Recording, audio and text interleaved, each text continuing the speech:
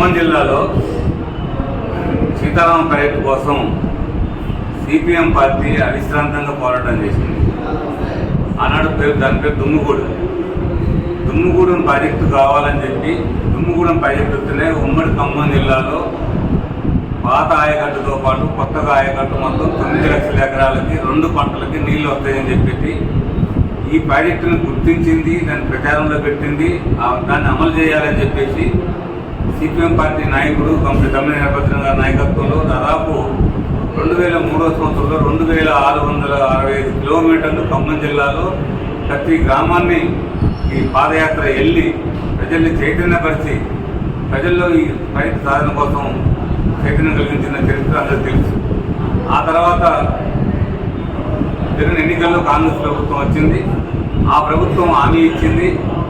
ఈ హామీ మేరకు రాజశేఖర రెడ్డి గారు 2007 సంవత్సరంలో శంకుస్థాపన చేశారు. దాన్ని 2గా ఎడగొట్టారు. దుమ్ముగూడెం రాజీవ్ సాగర్, దుమ్ముగూడెం ఇందిరా సాగర్ పెట్టారు. దాన్ని నిధులు కేటాయించలేదు.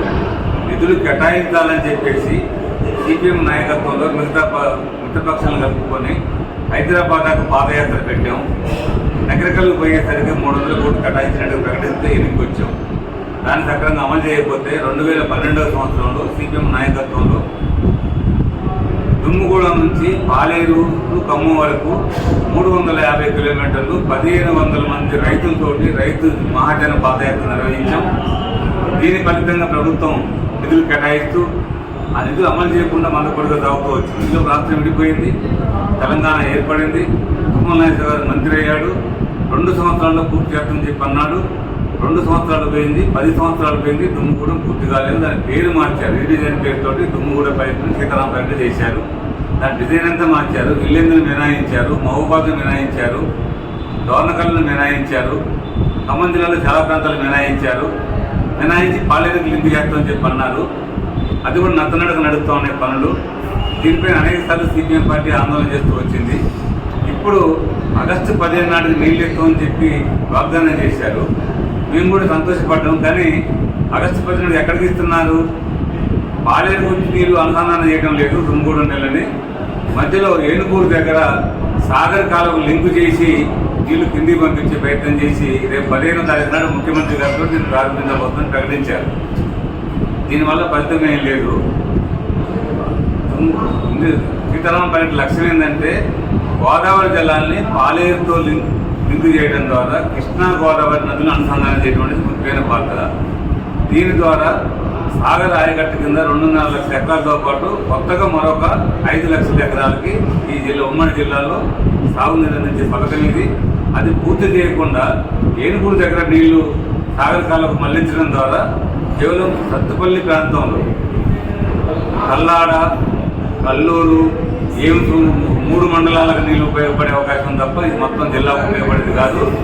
కిందికి ఉండడానికి అభ్యంతరం లేదు మాకు. కానీ దానికంటే ముందు పాలేరుకి లింక్ చేయడం ద్వారా పాలేరు నుంచే నీళ్ళు కింద తీసుకుపోయే అవకాశం ఉంది. కాబట్టి నాగార్జున కాలువ ద్వారా ఆ పని చేయాలని చెప్పేసి అంటే ఏనుగూరు దగ్గర గండి కొట్టి ఈ పని పూర్తయినట్టుగా ప్రకటించే అవకాశం అవపడుతుంది. సరైనది కాదు. పైగా 3 మంత్రులు కూడా అది ఇష్టంగా ఉంది.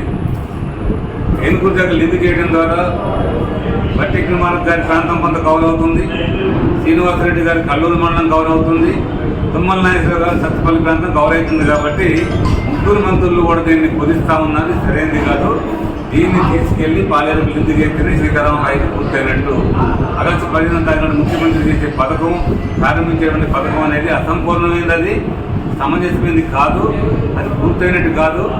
దాన్ని అంతకు పరిమితం చేయకుండా పాలేరుకు లింక్ చేయడం అనేది యుద్ధ ప్రాతిపదికన జరగాలని చెప్పేసి ప్రభుత్వం తలుచుకుంటే ఈ వర్షాకాలం పంటకి ఖరీఫ్ సీజన్లు అందేయలేకపోయినా కూడా రబీ సీజన్ కల్లా నీళ్లు పాలేరుకు అందించినట్టయితే ఖమ్మం జిల్లాలో 2 పంటలు సాగు అవుతుందని చెప్పేసి మేము భావిస్తాము. అది చేయాలని చెప్పి డిమాండ్ చేస్తాము. అట్లాగే మొదటి డిజైన్ అవుతుందో ఆ డిజైన్ ప్రకారం రోలపాడుని బ్యాలెన్సింగ్ రిజర్వ్ చేయాలి. రోలపాడు నుంచి బయ్యారానికి లింక్ చేయాలి. బయ్యారం నుంచి పాలేరుకు లింక్ చేయాలి. చేస్తేనే మహబూబాబాద్ ప్రాంతం, డోర్నకల్ నియోజకవర్గం, ఇల్లెందు నియోజకవర్గం కూడా సంపూర్ణంగా సాగునీటి పరిధిలోకి వస్తాయని చెప్పేసి ఏజెన్సీ ప్రాంతం బాగుపడుతుందని చెప్పేసి అటువైపు దాన్ని తిరిగి ఆలోచన చేసి దాన్ని నిర్మించాలని చెప్పి డిమాండ్ చేస్తాం.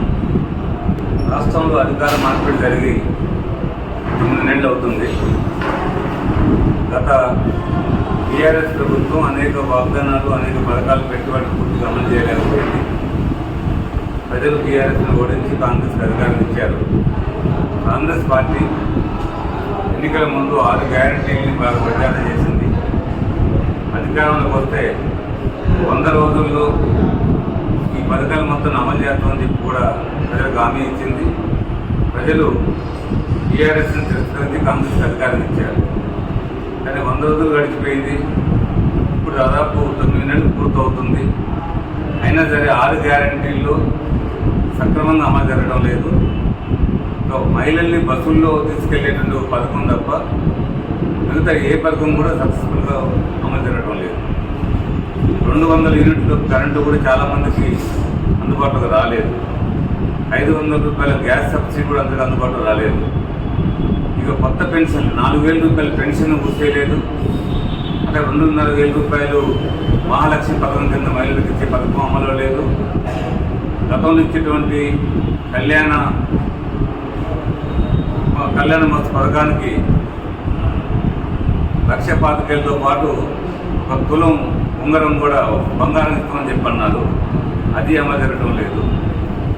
రైతు రుణమాఫీ ఆగస్టు 15 నాటికలకు పూర్తిగా 2 లక్షలు మొత్తం మాఫీ చేస్తామని చెప్పన్నారు. అది ప్రారంభించారు. కానీ ఇప్పటికీ 1,00,000 రూపాయల వాళ్ళకి పూర్తి కాలేదు, 1,50,000 పూర్తి కాలేదు, 2 లక్షలు కూడా పూర్తి అవకాశం లేదు. దీంట్లో చాలా అవకతవకలు జరుగుతూ ఉన్నాయి. ప్రభుత్వం చెప్పేదానికి ఆచరణ జరిగేదానికి చాలా తేడా అవపడతా ఉంది. రైతులు ఆందోళన పడుతూ ఉన్నారు. ఇక ఇందిరమ్మ ఇళ్ల పథకం ప్రతి పేదవాడికి 5 లక్షల రూపాయలు ఇస్తామని చెప్పన్నారు. దళితులకి గిరిజనులకి 6 లక్షలు ఇస్తామని చెప్పన్నారు. ఇంతవరకు ప్రారంభించలేదు. ఈ రకంగా చూస్తే ప్రభుత్వం ఏమైతే గ్యారంటీలు ఇచ్చిందో వాటిని అమలు చేయడంలో ఏమాత్రం కూడా సమర్థవంతంగా వ్యవహరించడం లేదు. వ్యవసాయ కార్మికులకి 12,000 రూపాయలు ఇస్తామని చెప్పన్నారు. కౌలు రైతులకు ఎకరానికి 12,000 రూపాయలు ఇస్తామని చెప్పన్నారు. రైతు బీమా అమలు చేస్తామని చెప్పన్నారు. రైతు బీమాని 10,000 నుంచి 15,000 కూడా పెంచుతామని చెప్పన్నారు. ఇవి ఏవి కూడా అమలు జరగలేదు. ముఖ్యంగా ధరణి రావడం వల్ల చాలామంది రైతులు నష్టపోయారు. ధరణి వల్ల చాలామంది భూములు రికార్డులోకి రాలేదు, లేదా ఒకరి భూమి మరొకరి పేరుతో రికార్డు అయిపోయింది. కొన్ని భూములు అసలు రికార్డు కాకుండా రైతులు నష్టపోయారు. ఇవన్నీ సమస్యలు ఉంటే ఇవన్నీ కూడా పరిష్కారం కాలేదు. కానీ మీడియాలో చూస్తే మంత్రుల పర్యటనలు, ముఖ్యమంత్రి గారి పర్యటనలు చెప్పిందే చెప్పి వాగ్దానాల గురించి చెప్తున్నారు తప్ప ఆచరణ చూస్తే మాత్రం ఆచరణకి వాళ్ళు ఇచ్చిన హామీలో చూస్తే చాలా దూరం అవపడతా ఉంది. ప్రజలు విశ్వాసం కోల్పోతూ ఉన్నారు. అందుకనే కాంగ్రెస్ పార్టీ ప్రభుత్వం, ముఖ్యంగా మంత్రులు, ముఖ్యమంత్రి పూర్తి మాటలు కట్టిపెట్టి ఇచ్చిన హామీలను అమలు చేయడం కోసం పూనుకోవాలని డిమాండ్ చేస్తూ ఉన్నాం. ఆచరణాత్మకంగా ఉండాలి తప్ప ఇప్పుడు వాళ్ళు చెప్పేది ఏంటంటే గత ప్రభుత్వం తప్పులు చెప్తా ఉన్నారు. గత ప్రభుత్వం తప్పులు చేసింది కాబట్టి ప్రజలు ఇంటికి పంపించారు. ఇక అదే పనిగా గత ప్రభుత్వం తప్పుల గురించి చెప్పుకుంటూ తిరిగితే ఉపయోగం లేదు. వాళ్ళకి ప్రజలు శిక్ష చేశారు, తప్పులు చేశారు కాబట్టి. ఇంకా ఆ తప్పుల చుట్టూ, గత ప్రభుత్వాల వైఫల్యాల చుట్టూ, గత ప్రభుత్వాల లోపాల చుట్టూ, దాని చుట్టే పరిపాలన చేస్తే ఉపయోగం లేదు. అయితే ఇక్కడ గతంలో తప్పులు జరిగి ఉంటే, అవినీతి జరిగి ఉంటే, ప్రజాధనం దుర్వినియోగం అయితే వాళ్ళని విచారణ చేయండి, అభ్యంతరం లేదు. విచారణ చేయాలి, రికవరీ చేయండి, వాళ్ళ మీద చర్యలు తీసుకోండి. కానీ అదే పరిపాలన కాదు. పరిపాలన ఏంటంటే మీరు ఇచ్చిన హామీలు అమలు చేయడం ద్వారా మాత్రమే పరిపాలన ప్రజలకు అందుబాటులోకి వస్తుంది. ఇది లేకుండా మేము ప్రజాస్వామ్యాన్ని ఇస్తున్నాం, ప్రజా పరిపాలన చేస్తున్నాం చెప్పంటే వాగ్దానాలతో పరిపాలన సాగదు. వాగ్దానాలు అమలు పూనుకోవాలని చెప్పి డిమాండ్ చేస్తాము.